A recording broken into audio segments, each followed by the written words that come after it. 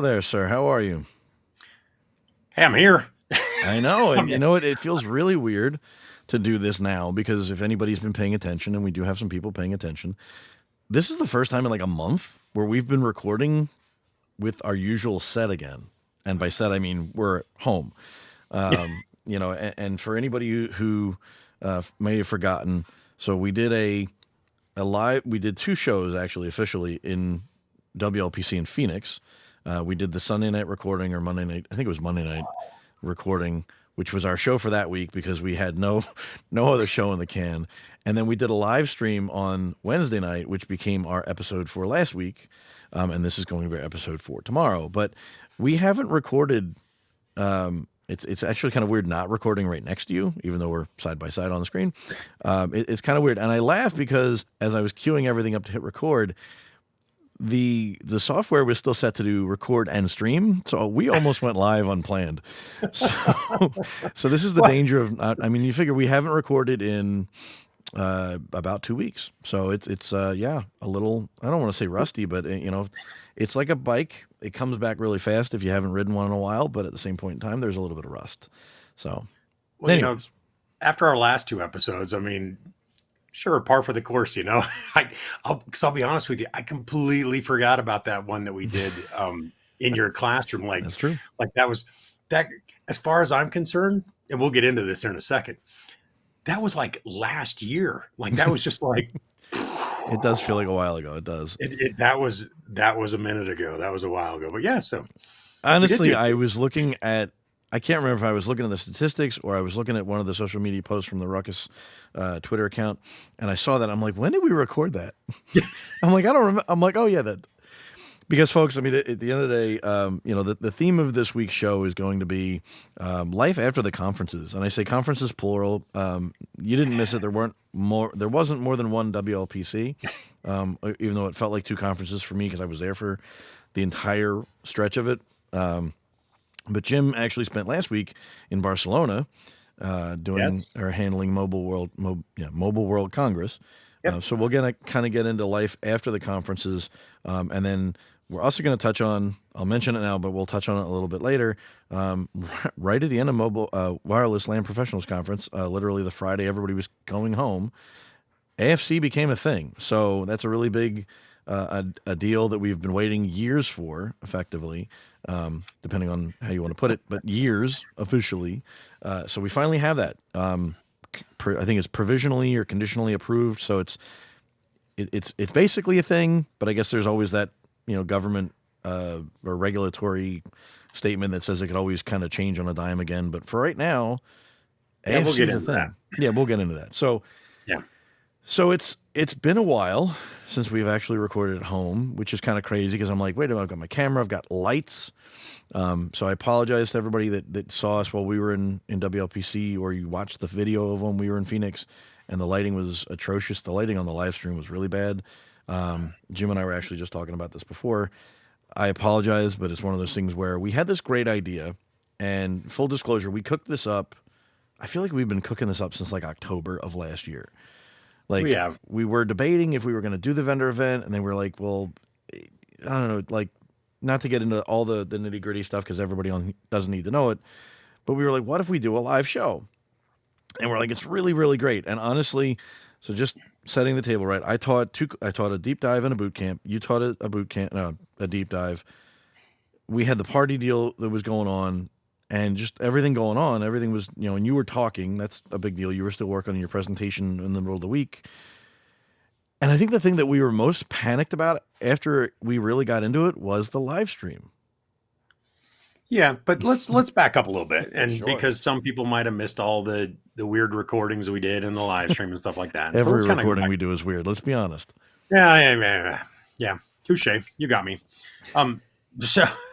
So let's talk about your boot camp. How'd the boot camp go? The boot camp was good. The boot camp was good. Boot camp. Yeah, it was good. Saturday, Sunday, Monday. Mm-hmm. I crashed it.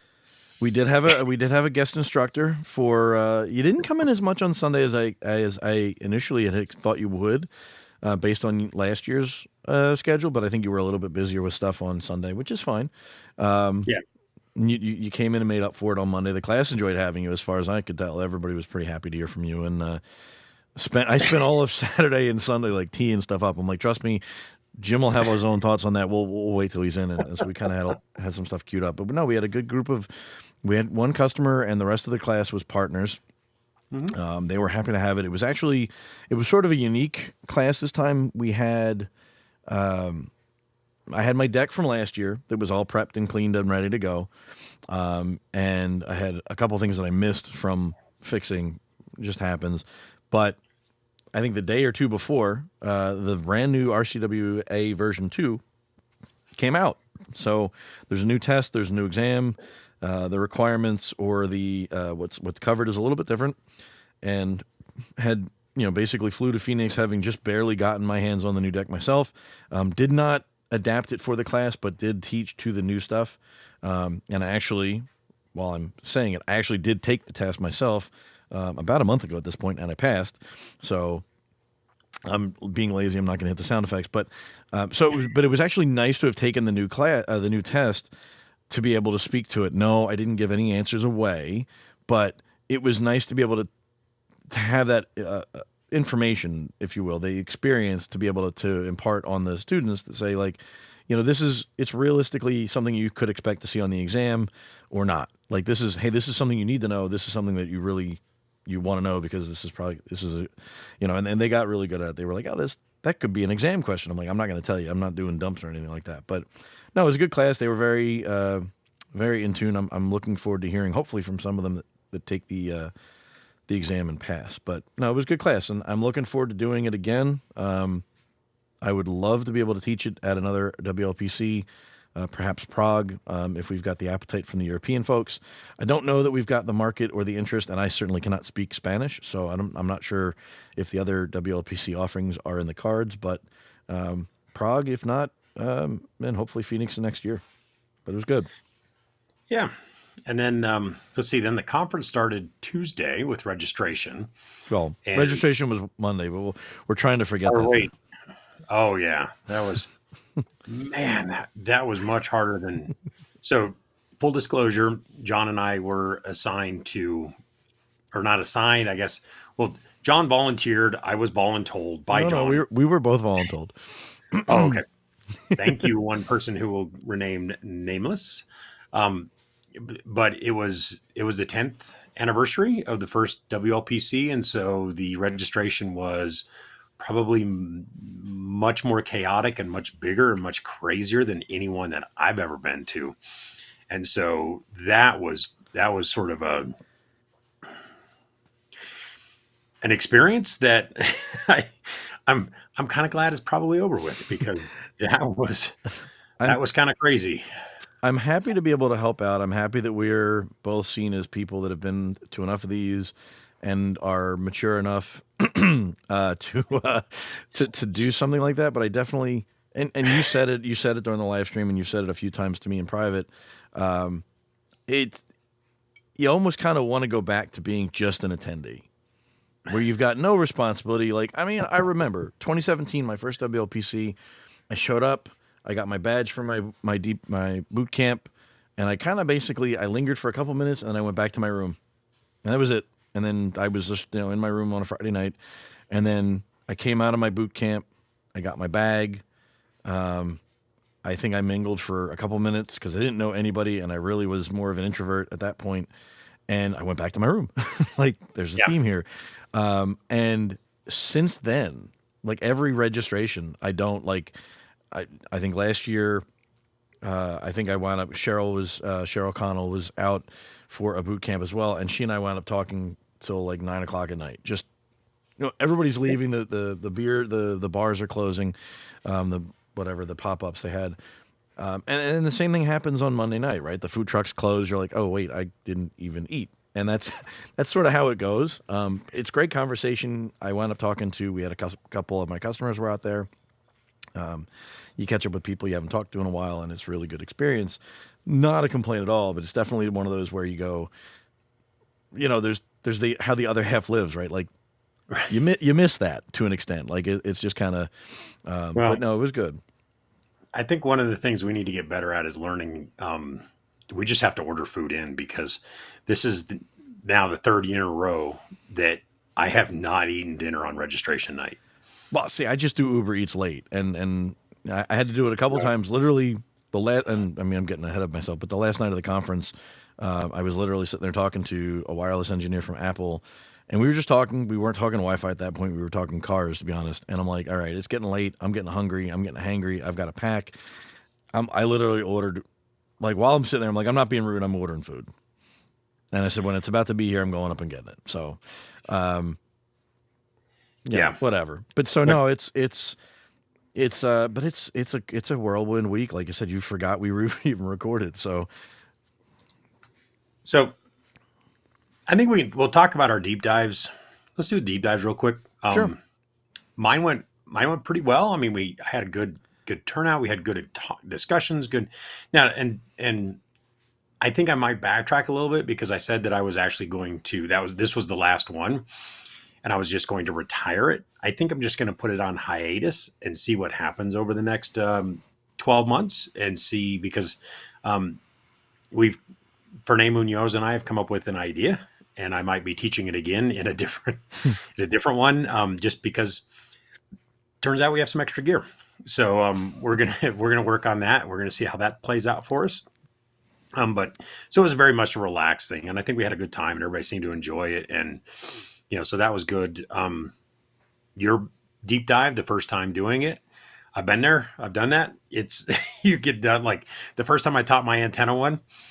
I got done and I was like, wow, day 2 was about as bad as it could ever possibly go. And so it was like, I basically rebuilt my entire day 2 after the first time I taught it, because what you think is going to happen and what you think it works when you do the practice runs and the dry runs, especially with the conference organizers, they're just like, oh yeah. And then you get into class and you're like, wow, this did not go any way the way I thought it was. And so, I get it. Yeah, it was. I mean, you know this all too well because full disclosure. I mean, we've talked about this up on the months leading up to this. I mean, Jim and I give a ton of credit to Jim. I give a ton of credit to Jim and the lab guide as well. You did a lot. I mean, we've been working on this for 2 years. I mean, literally like nights and weekends, we'll be pinging each other like ideas, throwing stuff in Google Docs and kind of cooking it up. And it finally ran. Maybe 2 years next month. So we're just short of 2 years on this one. But like, I mean, it was a mix of like excitement, sheer terror, and and it just we had some issues going into it that we hadn't quite worked out, and finally got worked out in like the month, literally like the last month before. No, there was one issue we didn't get worked out until like less than a week before the conference. No, the DHCP one I got worked out like it was like 2 weeks. We had a little bit of time, but then it was the VLAN tagging on the ports. Okay. That was like literally like the Sunday or Monday before. And you flew on Friday, and we didn't get that worked out until like Sunday, and you were teaching it on Tuesday. So we were like way behind. But so we had like a DHCP issue that wasn't quite squared away. I didn't figure out the PoE issue until like the Monday before. Honestly, figured that out through an Amazon review of all things. I mean, there's just a lot of learning, and I mean, literally, one of my biggest problems that hit me on the day 2 of the class when we were going through the exercises was one of those where I couldn't have actually, unless I had like 8 lab kits with me, I couldn't have done it at home. It would have never hit me on scale, and I actually, I had to. I mentioned that to Keith Parsons, who was interested in taking my class, did not get to do my dry run due to weather issues, but I said the one major issue I had on Wednesday, you won't see at home if you're doing this as a solo run because you're not dealing with all the other lab kits. So there's definitely notes that I took that I've got to fix up. Day 2 was a blur. It wrapped a little too fast. In general, it worked out okay given what we were dealing with on Wednesday night. So I didn't really hate that I had an hour like free. I actually stayed a little bit. I mean, I almost stayed the entire 6 hours because we gave the class an R350, and so apparently the downloads and whatnot, the network is never great there. I wound up I actually wound up flashing most of the R350s to Unleashed before they went home, so they wouldn't have to do it later. And because actually not even that. It wasn't even that one wasn't even a network thing. That one was the PoE requirement. I had a PoE brick for the MikroTik that we used that they did not have because I didn't realize that it needed a different brick until Monday. So, but it worked out well. Everybody was happy. I got a lot of good feedback so far. So, you did have two 24-port PoE switches in the room you could have used for that. Well, so yes, but that was the idea, Jim, was this was a lab in a box, self-contained, did not need the PoE switches. But at that point, then they've got to, so the problem then would have been like, well, which one is your R350? Because you're going to remote to 10.10. Whatever. And so it would have been a train wreck. But it's one of those things that you don't think about till you have to do it at scale. Yes. Well, exactly. That's, lessons learned. Yeah. And until you experience it, that's one of the things that's great about doing the deep dives is, a lot of times if you're not doing it every day, if you're not a customer, if you're not somebody who runs networks every day, sometimes you forget what it means to try to get all of this stuff up and running at one time. And so it's really nice to do this every once in a while because it gets your feet back into, doing things at scale. It's one thing to do it in your lab. It's one thing to do it at your house, but it's another thing when you throw, 16 routers into a room. Yeah. And some of the things that one of the things I didn't even think about, and I think you probably, I don't know if it impacts you as much with yours, but one of the things you probably would be like, well, duh. I had a couple of people in my class that were just like, just ripped right through it. Like literally I had a student that finished the entire lab deck on Tuesday and then left and didn't come back on Wednesday. And I was like, all right, well, I guess somebody's getting a free lab kit and an R350. Turns out he had a guy in the class that was from the same company and he collected his stuff for him, which was nice. But I get it. We've all been in deep dives where you don't have enough or you're smart enough or you just took it for the gear, whatever, and you can get through most of it on one day. I've literally been in a deep dive where I didn't finish it because it was not what I expected, and I wound up sitting in yours. No judgment. It's just, and I told the class from the get-go, and I wasn't trying to scare them or turn them off or anything. I flat out admitted mine was this is a back to basics kind of deep dive. It assumes you know nothing about this work. So, but at the same point in time, there were a couple of people that had worked with the stuff before that had other experiences. One of the guys, Jamie, was in my class, Jamie Jackson, and he'd clearly worked on MikroTik before from past lives. And he liked it. He was happy with the class. He stayed through both days. And it was funny because at one point he was like, well, don't forget about this. And I'm like, dude, you're killing me. That's like lab 12. And he laughed, but it was all good fun. And so I got good feedback, and there's definitely, it's one of those where I could see how it'll evolve like yours has. And like you said, you were retiring it until about a week ago, and now you're not. So, well, I had people come up to me on the last day and they're like, man, I came to WLPC simply to take your class. And I'm like, dude, now you tell me. I'm like, no. So it's like, that's the hope.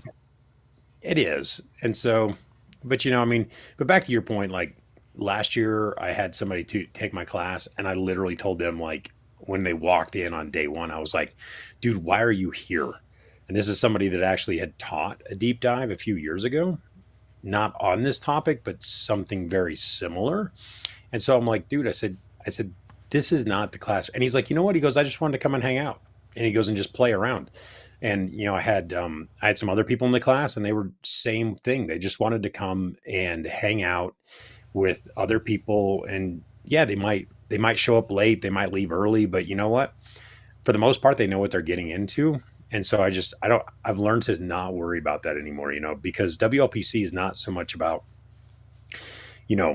the topics or the instruction. It is, but at the same time, it's also about forming those relationships and hanging out with people and doing stuff like that.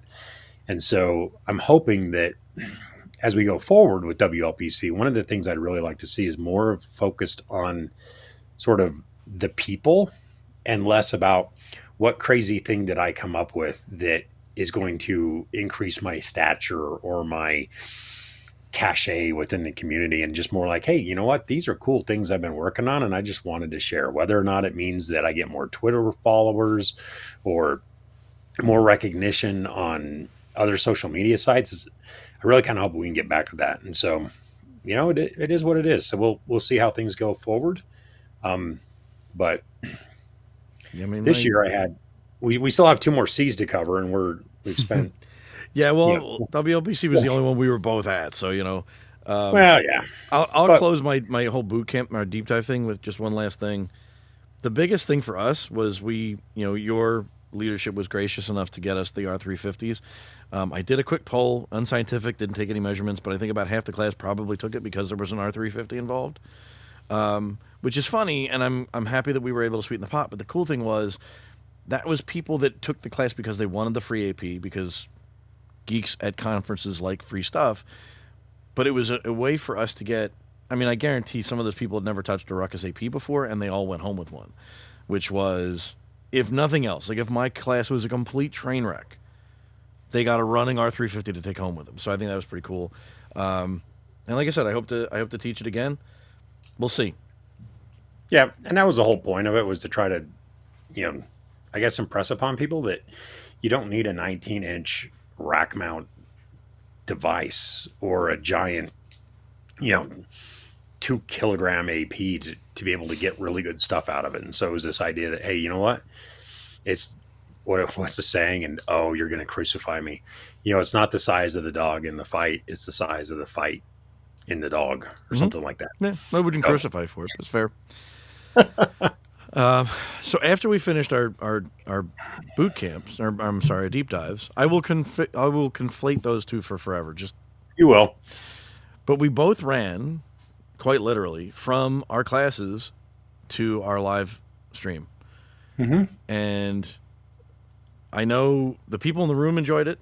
I know the people at home, the audio had some issues. I cleaned that up. So that was last week's episode.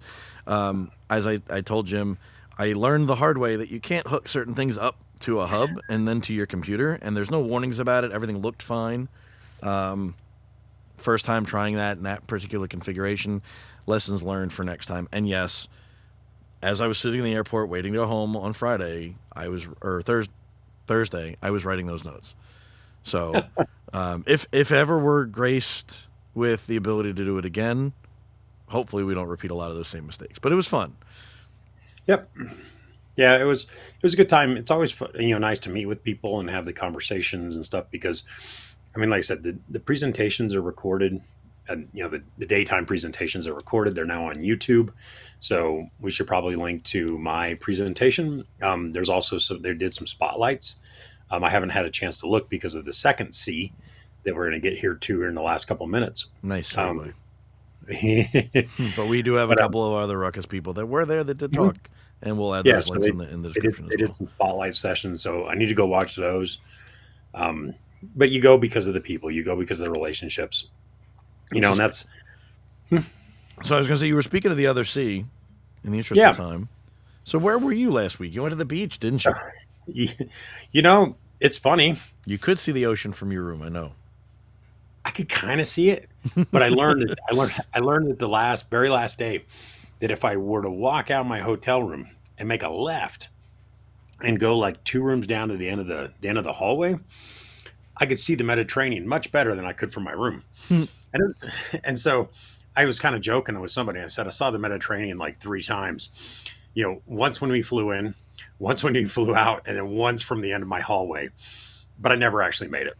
Because I went to Mobile World Congress in Barcelona. So I ended up leaving right after WLPC. Like I was home long enough to like dump everything out into my office. So it's just this disaster. I dumped it all out, did some laundry, threw a whole bunch of stuff back into a bag. It was close.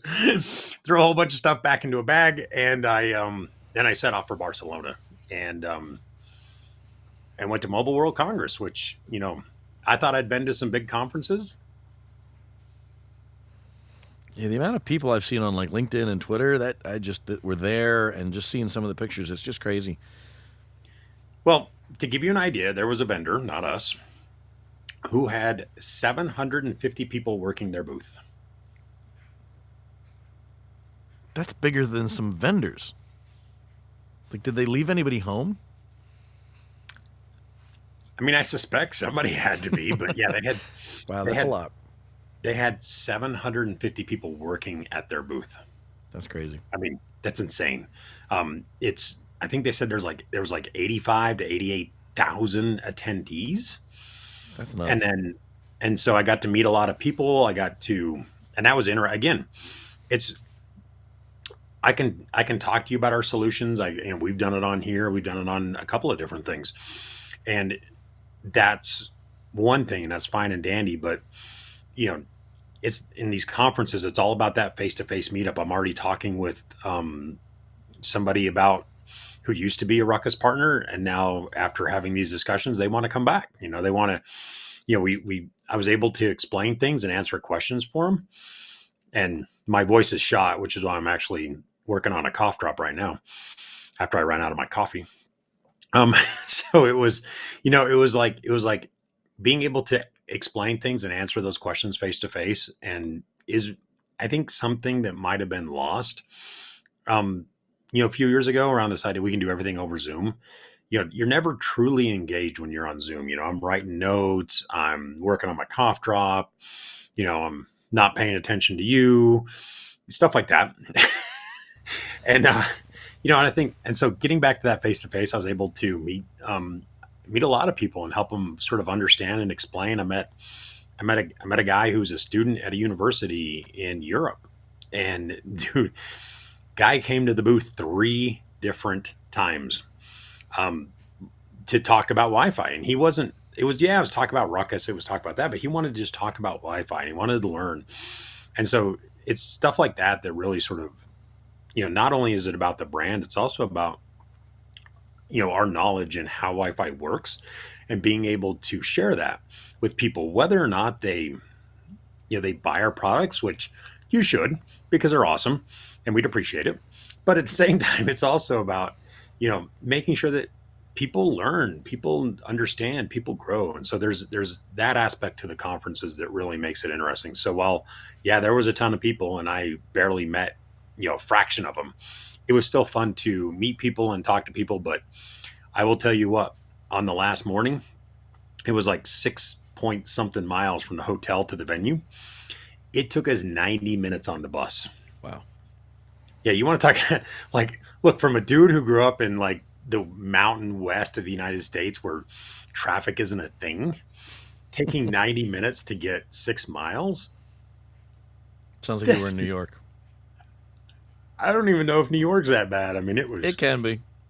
It was pretty bad, but it was fun. I think we had a really good turnout. We had, I brought the award for the R770. We had that. Had a lot of interest, a lot of people talking. It was a very, very busy time, and the booth starts at like 9 a.m. and so you have to be there early, and it goes until 7 p.m. And then you have to walk the 20 minutes back to the bus, ride the 45 minutes back to the hotel, and then you're trying to get dinner at like 8:30, 9 o'clock. And so 2 weeks of that back to back. I'm a little behind, John. I can imagine. I mean, so, I had a couple of people talk to me over the weekend about, like, are you recovered from WLPC yet? And I'm like, no. I joked with you this morning. Like, I'm fortunate enough that, like, I have a desk mic and stuff like that, but, like, I brought the camera with me. I hadn't plugged it in and turned it on and used it until this morning to make sure we were ready for today. I hadn't fiddled with a lot of the stuff since Phoenix, just because I hadn't had to, because I knew you were out and just I could get by with normal work without it. But yeah, it's just, you're still getting back into the routine. It takes a lot, but I mean, at the end of the day, I want to stress to any bosses that are listening about sending people to these events. Yes, you're away from the office, but there's a ton of work. I mean, there's still contacts that I had, conversations that I've had that I haven't even been able to fully, like, internalize them in terms of, like, next steps to getting them into, like, a sales opportunity, because I'm an SE. Yeah. but they're like legitimately had these conversations back in Phoenix and have been going back and forth with the customer that it's not a conference where you're going and you're having a party. And I mean, I'm not saying we're not having fun. We had a blast, but there was a lot of work going on, so it was good. Yeah. So one thing before we jump into the last C, because you touched on it, and we didn't open with it, and I apologize to our listeners. We really probably should have, but we didn't really do anything about it at the live stream because it was just a blur. But we did happen to win 2 awards 2 weeks ago from the Wi-Fi Awards. Mm-hmm. And we have to thank the listeners because at the end of the day, they're both, Yes. they were, I don't know, even fan votes, whatever you want to call it. It was voted on by our peers in the community, fans, listeners, et cetera, and so forth. And so for me, for Jim, the R770 winning was pretty cool. That was Innovation of the Year from the Wi-Fi Awards. But not being selfish, but I mean, the one that means a lot to me personally, because it was for the show, it was for what we did, was Content Creator of the Year. So I wanted to thank everybody. We didn't miss you. We didn't forget. It's just, I mean, it's been 2 weeks. So, my memory's not what it was. And we didn't bring it up really on the live stream because it was just a blur. But I do want to thank everybody. That was awesome. And hey, why not? Let's try and defend it. 2025 repeat. I don't know. Maybe. I don't know if that's even a thing, but whatever. Well, that's again, thank you to all our listeners. I guess if I was thinking, I would have grabbed mine because it's sitting. It's actually right off my camera. You can't see it, but thank you for voting. Thank you for hanging with us through all the learning, and your learning as well as our learning. And I only see bigger and better things. Yep, there you go. There's the award. And I have to say that, this is being kind of selfish, but the podcast stickers were one of the biggest items at the booth at Mobile World Congress. So hopefully we're going to expand our reach into other countries, somewhere like Estonia. So shout out to all my new Estonian friends who are hopefully listening to this. And they even gave me an idea that we're gonna have to do. So I got to figure out how we're gonna do it. We talked about that a little bit, so that'll that be was fun. Carl. I forgot Carl. I got Carl's name somewhere, but there you go. And I'm not. It's his name. It's Carl. Carl's really smart. So and pivoting, I think we're kind of we beat that up good. And again, thank you. There is one last C, and there's one last C we have to talk about before we send this one home. Yep. AFC, Mr. Palmer. What do you think? So that actually came out Friday. Yep, Friday morning. I got to look at a calendar. I feel like it got lost in the shuffle of the AT&T outage. It kind of did, but it was Friday, February 23rd. It was officially announced that AFC, there's now 7 AFC providers. I put a link on social media about, linking to that from at least in the United States, which is good. I mean, we needed that step. We needed that final push. We had Mark Gibson on 2 months ago. He talked about it, and he said that it was imminent. And so he was right, and I have to give Coleman a little grief because he was talking about it on like Thursday at the conference. And he's like, it's imminent. And he's like, it's coming. And I was like, when I saw it on Friday, I was like, Coleman knew, he just couldn't say. Probably. So which is fair. That's fine. But I like David Coleman, so I'm just going to give him grief. But one thing that it was super interesting being at Mobile World Congress because it is worldwide. I mean, you think WLPC this thing is worldwide. And I had a lot of conversations with people about that, but it all still came back to like the presentation I did Thursday, which would have been on the 22nd. And it had to do with a chart that Fernay Munoz put together that I asked him if I could use in my presentation about, well, but where is 6 gigahertz allowed in different regions, different countries? And the problem you have is if you aren't allocated the full 1200 megahertz of spectrum, it's like you're running it at a reduced, capacity, if you will.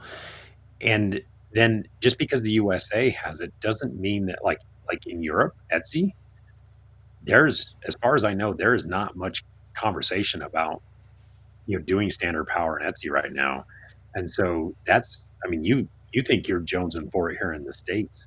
Other countries, other regions are just like, we haven't even started that conversation yet about doing that. And so I think one of the things that now brings into focus is something that came up in Prague in October, so 5 months ago, when I did my presentation about standard power. And somebody in the audience was like, "Well, what about very low power?" And I'm still trying to wrap my mind around the LPI and standard power. Now you're going to throw in this third power one down here, So it's like there's still so much that we don't know. There's still so much that we're unsure of. That it's cool, it's nice. The other thing that came out last week is solved the problem that all the Ruckus SEs are getting trained on right now, by a video that I did before all this came out. Um, there's a planning tool that actually incorporated an AFC call and response into the planning tool. So you can, and that was announced or what, 2 weeks ago at WLPC, that they've now in the planning tools, you can say, hey, you know what, I'm going to put an outdoor AP here. It does an AFC call, it gets the AFC response, it comes back and it says, this is what you can expect. So at least now we can kind of plan for it. But it's still that whole thing of, it's the trust but verify. It's still there. So while it's cool, while I'm happy that we have it, and now it allows us to sort of keep moving forward, we still have to move forward with the idea that, you know, it's not everywhere. Sometimes we forget that, in the States, we're not, we're just one little tiny, I mean, tiny, but in the grand scheme of the numbers thing, we're just a small portion of the community. We're a small portion of the industry, and we still have all these other, guidelines and all these other things that are still into work with 6 gigahertz. So we still have a lot more work to do. I mean, I said it in one of my videos.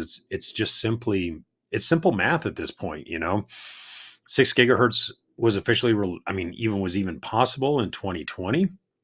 APs didn't really start shipping until the end of 2021, beginning of 2022. And then that was like the first AP across the board that you could get with 6 gigahertz was in the beginning of 2022. And so we literally have just at 2 years for the entire industry to learn what 6 gigahertz means in the wild, what 6 gigahertz means in our networks. And so while I feel like it's a great step forward, it's a great advancement that's going to help us as we move forward. We have 25 years of 5 gigahertz since 802.11a came out. We have 25 years of experience to learn about how 5 gigahertz works. And there's still so much that we don't know about 6 gigahertz. So this isn't the end of the road. This is just simply allowing us to, it's like almost like taking the governor off the car. It's like we've been kind of driving around with our car with the governor on going, yeah, we can do 20 miles an hour, or 40 kilometers per hour. And now it's like, now we're going to start to get up to highway speeds, but we still don't know really how this is going to perform. It's one thing to run it on a track. It's one thing to run it in a lab, but when you put it out into the wild and you go, hey, I'm going to go drive it in rush hour traffic in New York City or in Barcelona, or how does it perform? And so I think, while cool, while great, it's just now one additional thing that we have to try to learn about and keep up to date. And so again, it's cool, it's great, it's fun, but it's not the end of the road by any stretch of the imagination. Yeah, and you said it, and I was kind of thinking about it as you were talking about it, and I'm like, it's here, so now what? And the now what is kind of the great unknown. You kind of put it really, really well. We've been waiting for it for so many years now. It's been talked about. It's been known that we needed it, and now that we finally have it, it's sort of the floodgates are open, and we're not really sure what's going to happen. It'll be interesting to see. I think the overseas adoption of it or lack of adoption of it is going to be really a big thing for the foreseeable future, because for two reasons. One, we've got a lot of smart people that are overseas that will have a lot of interesting things to say and do with it. But until they legally can, it'll be nice to be on the same plane again. We can all look back, even going back to 2.4, right? Like, we don't all have the same channels available to us, but we kind of worked through that, and we've got a lot of history there. So 6 gigahertz is still the wild, wild west. It'll be very, very interesting to see. Stay tuned. I'm sure we'll have Mr. Gibson back on. We'll have some other guests in the future talking about, what is coming for us with Wi-Fi 7, because that's all tying together. But yeah, we'll see. So I know we're kind of up against the top of our hour. I don't have anything else to add, Mr. Palmer. What about you? Any closing thoughts? No, just again, you go to conferences because it's about the people. It's about having those conversations, whether it's about Wi-Fi or cars or anything else. I mean, I met a lot of interesting people at WLPC and at MWC, and so that's why I think people are now starting to realize it's like that's the value of these events. It's not, the classes are great, the presentations are great, but it's more about, having those face-to-face conversations and discussing and saying, hey, what is your problem? What is this thing that you're trying to solve? And that was something that I found myself saying more and more and more last week was, people would ask me, they're like, well, are you just in the cloud? Are you just, and I had to, I said this again more than one time. I'm like, Ruckus is a, purpose-driven solution type of thing. And it's like, what is it that you need? Like I was having a conversation with a partner and they were like, and it was like, yeah. And it just felt like Ruckus 1, Ruckus 1, Ruckus 1, Ruckus 1. And then all of a sudden they dropped this one little comment. They were like, oh yeah. And this, and I went, ooh, I'm like, that now changes the conversation. I was like, so now we need to sit down and have a bigger discussion. And I did not say, well, I did say it depends, but I was like, it depends based on what you're going to say and how you're going to answer my next questions.